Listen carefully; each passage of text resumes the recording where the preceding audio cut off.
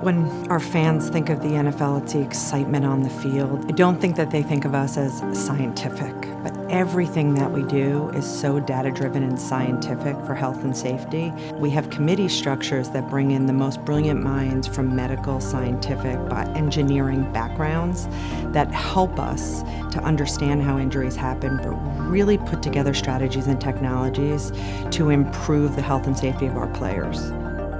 We have doctors.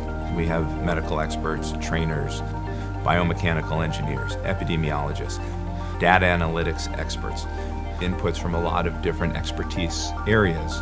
And my role as the person who leads a lot of those efforts is to try to take a little bit from a lot of different places and find ways for it to be collaborative, combine, integrate.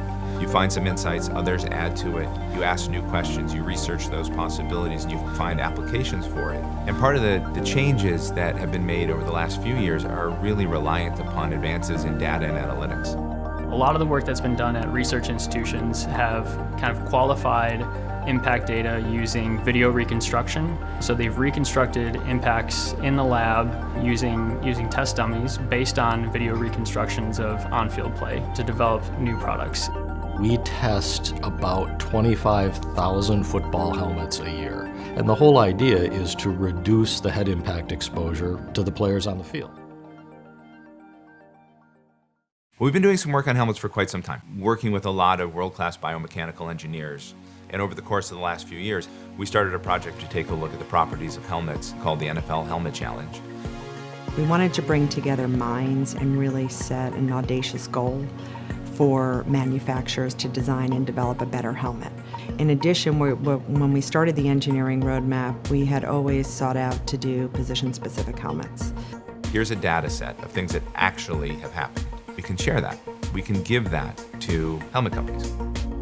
So we've stimulated the marketplace with data, giving them an understanding of how concussions were happening on our field, speed and location, so they could design for a better helmet. Helmets are now improving 9 times faster than they were in 2015. In addition, we've had 25% reduction of concussions. So really, those are the statistics of success. Measuring certain biometrics on the field that you can measure in the helmet and using that to improve the game of football, I think will have benefits that we can't even really imagine right now. We can go so deep now with some of the data and some of the information that we can provide that some of the research they do is groundbreaking. Data, data, data, and more data. All those data points, we are able to build really sophisticated models as well as technologies so that we'll be able to predict injuries, which has never happened before. So the medical community is now focused more on reducing repetitive subconcussive impacts. Q-Collar is a non-invasive device worn around the neck. It's applying a very exacting amount of pressure, which allows for a backfilling, and there's more fluid being held in the brain, so the brain can't slosh or move inside the head. The research we showed is by putting the collar on, that injury doesn't occur. It's significantly reduced. Why aren't there pads tailored to a player came off of X injury last year, so we want to make sure he's protected? With X-Tech, we launched with pads specific to what sort of injuries the player may be prone to based upon the position he plays. One of the needs that I saw in the market that wasn't there was the launch monitor kind of for quarterbacks. And we felt like that could be a good tool to help develop quarterbacks as well as keep quarterbacks healthy and on the field. So we know what a healthy arm looks like as a baseline, so that when somebody's recovering from injury, then they can come back, and once they start to reach that same level of performance, they know that their recovery is on track and they're ready to go again. So it helps on both the prevention side and also the recovery side.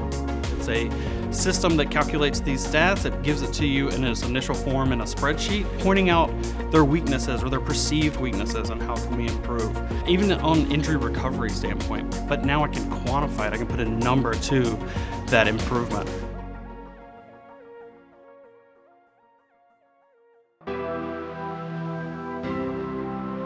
Now, more than ever, we're more informed about the game of football, and that's not just in head protection, but that extends in a lot of different aspects of the games.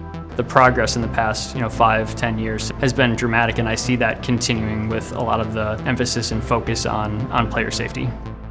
Over time, as is true with science or medicine or any other discipline, the more you learn, the faster you can make changes, and we've been able to follow along there. Helmets have improved faster. Rules changes have improved more quickly. The surfaces that we play on are better understood. How we run training camps, how we help the athletes train, understanding nutrition. All of those things are very different from where they were 50 years ago, where they were 5 years ago. Our ability to combine, integrate the sorts of things that we can measure that we weren't able to measure before. We have moved the helmet marketplace. We have made significant changes to our game, but it is all led by the data that we collect. Data always wins and data always leads.